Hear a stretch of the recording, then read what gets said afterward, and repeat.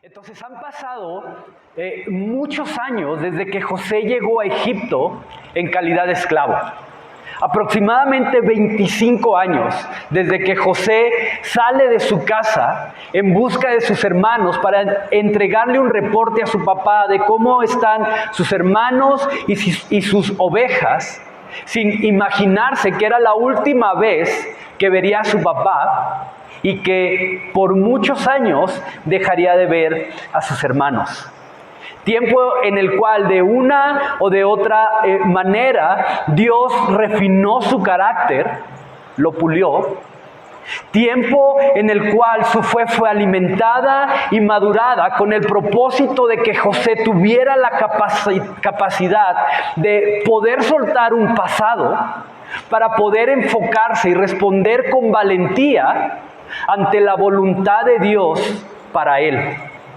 Bajo el entendimiento de que aunque las cosas no habían sido fáciles, especialmente en los últimos 20-25 años, bajo el entendimiento de que las cosas en los últimos 20 años no habían sido justas, no habían sido rápidas, ante los ojos de Dios, cada una de esas circunstancias, cada una de las cosas por las cuales José había tenido que pasar, eran las circunstancias, era el escenario perfecto desde el cual Dios estaba trabajando, operando, alineando el camino de José para materializar un plan de salvación, no solamente para él, sino para una nación entera.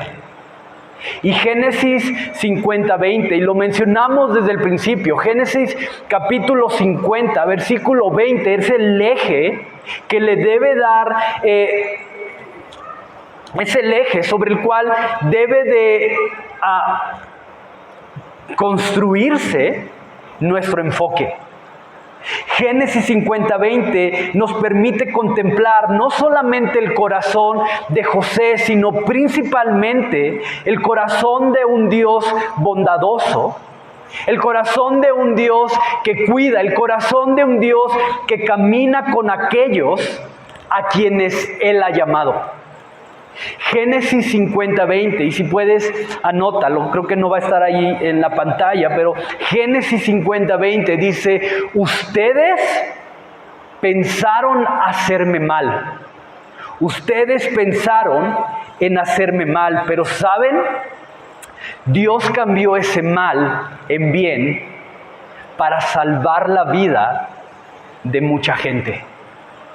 Ustedes pensaron en hacerme mal, pero Dios agarró ese mal que ustedes pensaron sobre mí y lo transformó, no solamente para mi bien, sino para la vida de un montón de gente, incluyendo a esos hermanos que habían sido crueles, a esos hermanos que habían sido injustos, a esos hermanos que habían sido terriblemente despiadados con José. Y me encanta lo que dice Isaías 43 con referencia a la esperanza que solamente tú y yo podemos tener en Jesús y que el día de hoy Él nos la ofrece. Mira lo que dice Isaías 43, versículo 19, y ese sí quiero que lo busques si tienes una Biblia contigo. Isaías 43, versículo 19. He aquí, yo hago cosa nueva. Pronto saldrá a la luz, ¿no la conoceréis? Otra vez abriré camino en el desierto y ríos en la soledad. Ay, me encanta esta parte. Otra vez abriré camino en el desierto y ríos en la soledad. Y sabes, esta es la esperanza que tú y yo tenemos en Cristo Jesús. Que a pesar de lo difícil que ha sido nuestra vida, que a pesar de los momentos amargos por los cuales quizás has tenido que atravesar o que yo he tenido que atravesar, que a pesar del mal que otros han pensado en nuestra contra o que directamente han venido y han hecho en nosotros, a pesar de eso, hoy podemos creer fuertemente que tenemos un Dios con el poder y con la autoridad para abrir caminos y para hacer brotar ríos. Ríos de sanidad, ríos de bendición, ríos de paz, ríos de gozo, ríos de esperanza, ríos de fuerza para darnos una esperanza y un futuro. Y es súper interesante esto porque muchas veces la base del llamado de Dios para nuestra vida, y si puedes anota esto porque yo sé que te va a servir en algún punto de tu vida, pero muchas veces la base del llamado de Dios para tu vida se va a construir sobre un presente que hoy no quieres. Y ahí está. Muchas veces la base del llamado de Dios o la base del llamado de Dios para tu vida se va a construir sobre un presente que hoy no quieres, sobre un presente que quisieras que fuera diferente. En otras palabras, eso que quizás hoy es un motivo de temor para ti, eso que quizá hoy para ti es un motivo de duda, de profundo quebranto en tu vida, es la base sobre la cual Dios está construyendo para ti un futuro que va mucho más allá de lo que hoy puedes ver. Y tenemos un ejemplo claro de esto a través de la historia de José, quien en determinado momento tuvo que experimentar el peso del quebranto, tuvo que experimentar el peso del dolor de haber sido despojado de una identidad y de una posición estando en casa de su padre, quien tuvo que ver cómo en un momento todos los privilegios, todo esa posición de hijo consentido, amado, privilegiado, se vino abajo para terminar en el fondo de un foso, y como si eso no fuera poco, para ser llevado como esclavo, y como si eso no fuera poco, encarcelado injustamente por 2 años. Y yo no pienso en José diciendo, sí, hoy es el día del foso. Gloria a Dios. Aquí está el foso que me va a llevar a Egipto para que estando en Egipto caer en casa de Potifar, y en casa de Potifar, mira, voy a prosperar y todo me va a ir bien. ¿Qué día es hoy? 18. Hoy la esposa de Potifar va a venir y va a tratar de seducirme y yo no me voy a dejar y me van a llevar a la cárcel. No. José tenía que ir descubriendo cada día lo que Dios tenía preparado para él. Pero yo puedo ver en José la realidad de un presente que quizá él no quería. Entonces es súper importante que entendamos esto. Porque a través del quebranto, a través del dolor que José pudo experimentar, también con el tiempo pudo ver qué fue lo que Dios utilizó para posicionarlo en un lugar desde el cual él terminaría siendo de bendición para salvar su vida y la vida de sus generaciones en una temporada de escasez. Pero te repito, José no pudo ver eso desde el principio. Lo pudo ver ya en retrospectiva, ya pasados los años, 25 años, José pudo entender y decir, esto y esto fue lo que hoy me trajo aquí. Pero en el momento no. En el momento fue difícil. En el momento fue un presente que muy probablemente José no quería.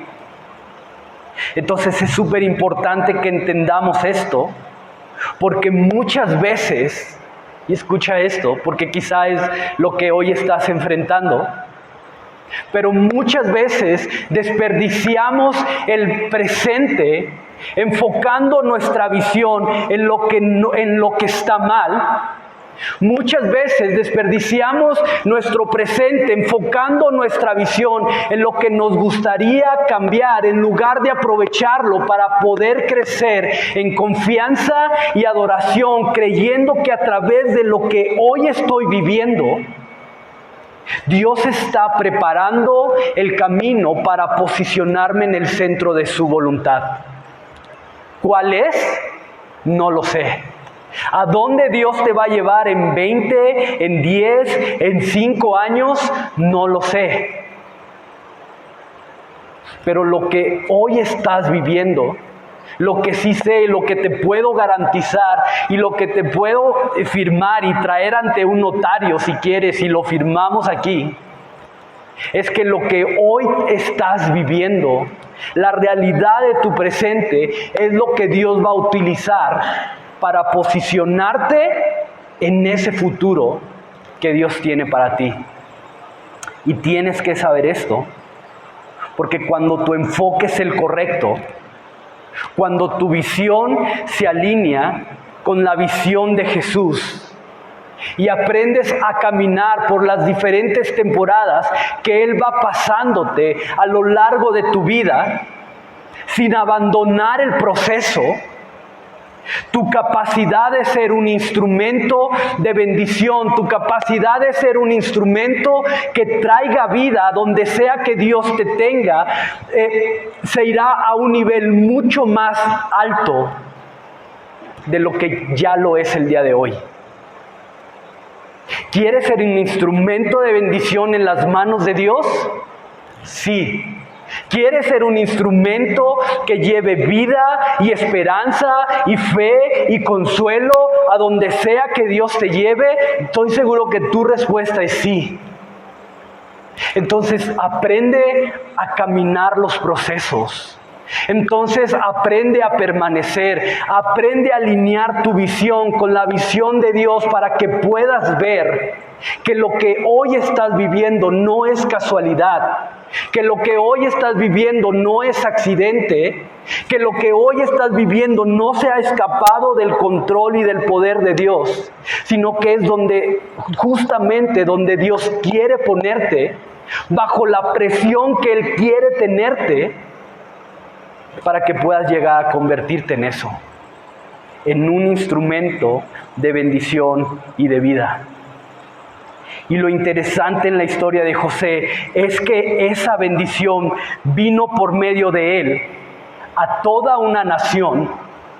Y escucha esto, esa bendición vino por medio de José a toda una nación, no tanto por la capacidad de administrar y hacer prosperar todo lo que ponían en sus manos. No, la bendición y la vida vino a través de José por su capacidad de ofrecer perdón y reconciliación en lugar de venganza. Mira lo que dice Génesis 45, pero antes déjame darte un contexto de lo que ha pasado, porque vamos a dar un gran salto en la historia. Pero después de 2 años de haber sido acusado y mandado como prisionero a la cárcel del rey, el faraón se entera por medio de su copero, quien también había estado en la misma prisión, o en la prisión en la cual en ese momento se encontraba José. Le platica, le cuenta que hay un hombre que tiene la capacidad de interpretar sueños. Y entonces Faraón, al no encontrar una interpretación a sus sueños por medio de sus adivinos y sus consejeros, manda a traer a José, quien no solamente le da la interpretación correcta, no solamente le dice: Faraón, van a venir 7 años de prosperidad y 7 años de escasez, sino que además le da una solución creativa al problema. Esto, junto con la integridad que José ha mostrado en todo el tiempo que ha estado en Egipto, le hace ser visto con gracia ante los ojos de Faraón, quien una vez más termina poniéndolo a cargo de todo lo relacionado al imperio. Y básicamente no había nadie superior a José excepto Faraón. Así que cuando llega el cumplimiento del tiempo y sus hermanos se ven bajo la necesidad de ir a Egipto en busca de alimento, dice el texto que sin poder reconocerlo, se postran delante de él, suplicándole que les venda un poco de comida para poder regresar a su tierra. José, al ver a sus hermanos postrados delante de él, recuerda los sueños que 25 años atrás había tenido, en donde literalmente la interpretación era esta: yo, José, terminaré gobernando y terminaré teniendo mayor autoridad sobre ustedes. Pero al mismo tiempo dice el texto que él decide no revelárseles a ellos, no revelarles su identidad, sino que les pone una serie de condiciones para venderles comida, ¿no? Y si conoces la historia, sabes que hay un montón de detalles más que ocurren en el proceso, ¿no? José les dice, ok, les vendo comida, pero van a dejar a su hermano y quiero que vayan y me traigan a su hermano menor. Y ahí se da toda una trama que no me voy a meter en ella el día de hoy, pero quiero quedarme en este punto de la historia. Quiero quedarme en este encuentro que José tiene con sus hermanos. Porque después de 25 años aproximadamente, Jesús vuelve a verlos.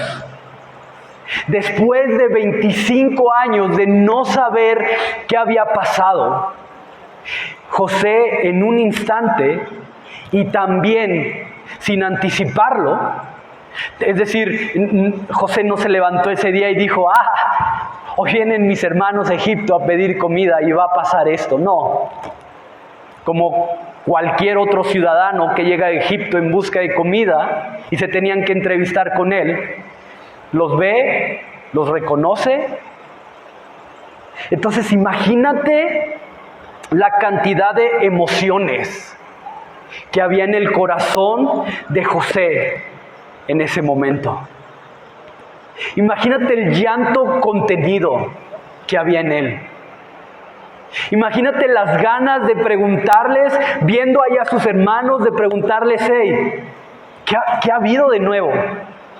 ¿Qué ha pasado en la casa? ¿Cómo está papá? ¿Todavía vive? ¿Murió? ¿Tengo más hermanos aparte de Benjamín?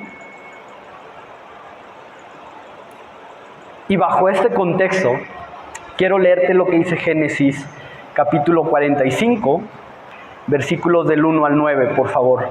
No podía ya José contenerse delante de todos los que estaban al lado suyo, este sí es, y clamó, haced salir de mi presencia a todos. Y no quedó nadie con él al darse a conocer José a sus hermanos. Entonces se dio a llorar a gritos, y oyeron los egipcios, y oyó también la casa de Faraón. Y dijo José a sus hermanos, yo soy José, ¿vive aún mi padre? Y sus hermanos no pudieron responderle porque estaban turbados delante de él. Entonces dijo José a sus hermanos, acercaos ahora a mí. Y ellos se acercaron, y él dijo, yo soy José, vuestro hermano, el que vendieron para Egipto. Ahora pues, no os entristezcáis, ni os pese de haberme vendido acá, porque para preservación de vida me envió Dios delante de ustedes. Pues ya ha habido 2 años de hambre en medio de la tierra, y aún quedan 5 años en los cuales ni habrá arada ni siega. Y Dios me envió delante de vosotros para preservaros posteridad sobre la tierra y para daros vida por medio de gran liberación. Así pues, no me enviaste acá vosotros, sino Dios, que me ha puesto por padre de Faraón y por señor de toda su casa y por gobernador en toda la tierra de Egipto. Dense prisa, vayan a mi padre y díganle, así dice tu hijo José, Dios me ha puesto por señor de todo Egipto, ven a mí, no te detengas. Y quiero detenerme ahí. Pero me llama mucho la atención las palabras de José cuando les dice, no se entristezcan, ni les pese el haberme vendido acá. Porque para preservación de vida me envió Dios delante de ustedes. No se entristezcan.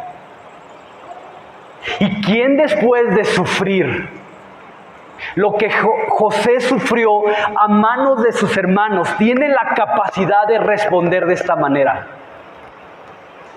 ¿Quién después de haber sido vendido, traicionado, lastimado, está delante de esas personas que le hicieron daño y les dicen, ok, mira, no te preocupes, cálmate?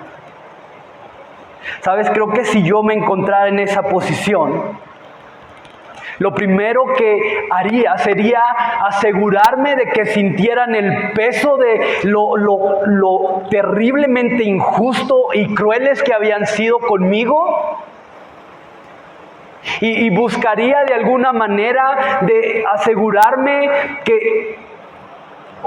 que se dieran cuenta de todas las heridas y todo el daño que causaron en mi corazón a consecuencia de lo que decidieron hacer. Pero ¿sabes? También personalmente he podido experimentar que el rencor, he podido experimentar que el resentimiento, he podido experimentar que la falta de perdón no tan solo nos roba la posibilidad de poder ser restaurados completamente, sino que además nos limita en cuanto a la posibilidad de poder experimentar en el futuro las bendiciones que Dios tiene para nosotros. La falta de perdón. Brian Zahnd, un escritor y predicador, tiene un punto de vista muy interesante acerca de esto. Él dice que sin perdón no hay futuro. Sin perdón no hay futuro. Porque solamente el perdón cierra la puerta a un pasado doloroso, pero al mismo tiempo abre la puerta que nos dirige a un futuro esperanzador. Y hemos hablado de dos túnicas con las cuales José fue vestido en el pasado. Y quiero explicarte un poquito de esto para que tenga sentido esta frase: sin perdón no hay futuro. La primer túnica fue la túnica que su padre le colocó estando en su casa, una túnica que le dio una identidad de hijo amado, una túnica que le dio la identidad de hijo preferido, arropado, el consentido. La segunda túnica fue puesta por Dios estando en Egipto. Y esta fue la túnica de siervo con la cual José tuvo la capacidad de hacer prosperar todo lo que le era puesto en sus manos. Pero había una tercer túnica, y a diferencia de las otras dos, esta túnica no le sería colocada a José, sino era una túnica que él tenía que decidir por sí mismo ponérsela o simplemente desecharla. Esta tercer túnica era algo que él iba a decidir, ¿sabes qué? ¿Me voy a vestir de esta túnica o no la quiero? Y era la túnica del perdón, la túnica con la cual José garantizaba un futuro lleno de esperanza para él y para la vida de sus generaciones. Solo piensa en esto. ¿Qué hubiera pasado si ante este encuentro José decide no ponerse esta túnica del perdón? la posición en la cual ahora se encontraba José le daba la autoridad, le daba el poder para que en un instante él levantara la voz y ordenara arrestar a sus hermanos y entonces venderlos como esclavos, como él había hecho, como ellos habían hecho con él. Su posición le daba la autoridad para decir: hey, estos son ladrones que han venido a Egipto a robar, mátenlos. Y nadie iba a cuestionar su palabra. Nadie iba a decirle: no, José, mira, no son las... No. ¿Qué hubiera pasado si el enfoque de José lo lleva a ver ese encuentro como la oportunidad perfecta, tan anhelada por años, para vengarse y hacer justicia? ¿Sabes?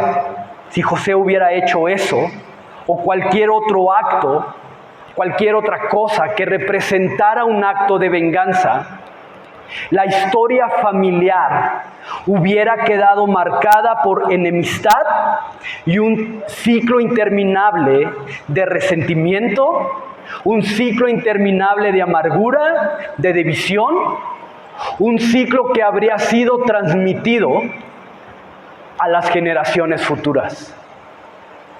Entonces ve lo profundo de esto, porque cuando José decide perdonar a sus hermanos bajo el entendimiento de que Dios había permitido eso con un propósito mayor, no solo interrumpe o corta el ciclo de resentimiento y amargura, sino que además garantiza para él y para sus generaciones un futuro lleno de esperanza.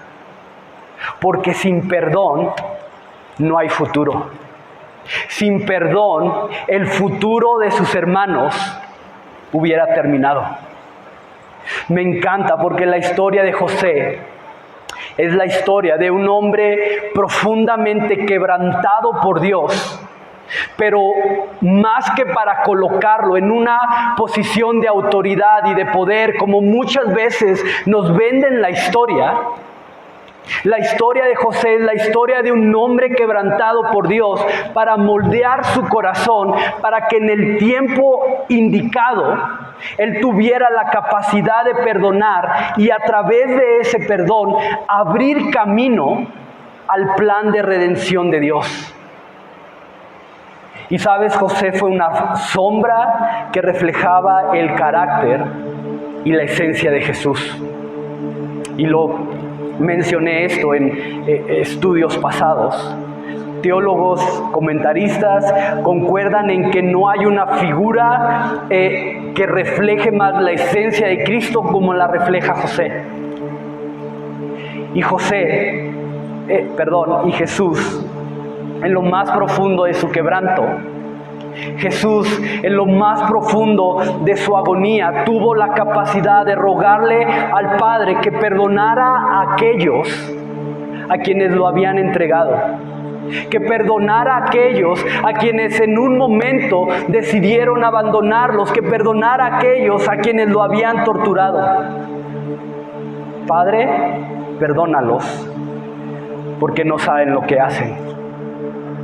Y este perdónalos, más que un acto lleno de bondad, perdónalos más que un acto lleno de compasión de parte de Jesús, es una súplica a través de la cual Jesús abría la posibilidad a un futuro lleno de esperanza. No tan solo para esos hombres 2000 años atrás, sino Jesús garantizaba un futuro lleno de esperanza para cada uno de nosotros hoy. Porque sin perdón no hay futuro. Jesús con Padre, perdónanos, abría la puerta a la posibilidad de un futuro en donde la condenación era cambiada por redención, a un futuro donde la ira era absorbida por el perdón incondicional, un futuro donde la enemistad fue cambiada por amor radical. Sin perdónalos, no existiría un futuro de esperanza para cada uno de nosotros. Y sabes, somos llamados a seguir fielmente el ejemplo de Jesús. Somos llamados a tomar nuestra cruz y seguirle. Somos llamados a otorgar perdón y con ello romper ciclos de enemistad, de división, de resentimiento. Y quiero terminar leyéndote lo que dice Primera de Pedro con referencia a esto. Entonces, si puedes ir para allá. Primera de Pedro 2, 21 al 24. Pues para esto fuiste llamados, porque también Cristo padeció por nosotros, dejándonos ejemplo para que sigáis sus pisadas, el cual no hizo pecado, ni se halló engaño en su boca, quien, cuando le maldecían, no respondía con maldición. Cuando padecía, no amenazaba, sino encomendaba la causa al que juzga justamente, quien llevó él mismo nuestros pecados en su cuerpo sobre el madero, para que nosotros, estando muertos a los pecados, vivamos a la justicia, y por cuyas heridas fuiste sanados. Porque vosotros eran como ovejas descarriadas, pero ahora habéis vuelto al pastor y obispo de vuestras almas. Me encanta. Cuando le maldecían, no respondía con maldición. Cuando padecía, no amenazaba, sino que encomendaba la causa al que juzga justamente. Y me encanta porque si te fijas, no dice, cuando lo maldecían, él no respondía con maldición. Cuando padecía, no amenazaba. No dice, cuando padecía Jesús, no decía, ya chicos, no se preocupen, no fue para tanto. Ya hombre, pues me quieren matar, pero buenas vibras, chido, todo bien. No. Dice que iba y tomaba ese dolor, tomaba ese pesar, tomaba ese quebranto, pero lo encomendaba al que juzga. Entonces no se trata de minimizar las cosas, no se trata de minimizar la herida, no se trata de minimizar el daño, no se trata de minimizar el insulto, no se trata de minimizar la ofensa. Se trata de llevarla y ponerla delante de aquel que juzga con justicia. Seguir a Jesús significa morir al deseo de regresar el mal. Seguir a Jesús significa morir al deseo de regresar el insulto. Significa absorber la ofensa, la herida, el daño, creyendo profundamente que Jesús ya pagó por ello en la cruz. Ok, sí, ya entendí. Voy a perdonar. Entendí que he sido llamado a perdonar. Pero cuánto me encantaría poder tenerle de frente para decirle todas las heridas y todo el daño que dejó en mi corazón. Y al final decirle, pero te perdono. ¿Sabes? Dice la Escritura que Dios toma tu maldad, toma todos tus pecados y los arroja al fondo del mar y no se acuerda más de ellos. Es que no sabes el daño físico, el daño emocional, todo lo que esa persona me hizo, me dijo. ¿Cómo quieres que perdone eso? Ok, dice Pedro que Jesús en la cruz tomó nuestra culpa y la cargó sobre sus hombros para que el día de hoy tú y yo tengamos libertad y bajo esa libertad tener la capacidad de ofrecer perdón. Y sí, perdonar no es barato. Perdonar muchas veces no es fácil. Pero en Cristo tenemos la capacidad de poder hacerlo. Sin futuro no hay perdón. Sin futuro se pierden cosas, matrimonios, amistades, ministerios. Quizás hoy tienes que decidir ponerte la túnica del perdón o simplemente desecharla. Quizá hoy es el día en que Dios está poniendo delante de ti la túnica, diciéndote, aquí está, ¿quieres, puedes tomarla o no? Yo no voy a interferir, es tu decisión. Y por eso hoy vamos a tomar también la Santa Cena, porque queremos recordar que en Cristo tenemos libertad y queremos recordar que Él ha pagado nuestras ofensas y todos nuestros pecados y que ahora somos libres de culpa y de condenación y que, como mencionaba hace un momento, Él ha tomado toda nuestra maldad y la ha echado al fondo del mar. Y dice, ¿cuál pecado? ¿Hiciste algo en contra de mí? Mira, no lo recuerdo. Y es lo que tú y yo necesitamos aprender a hacer.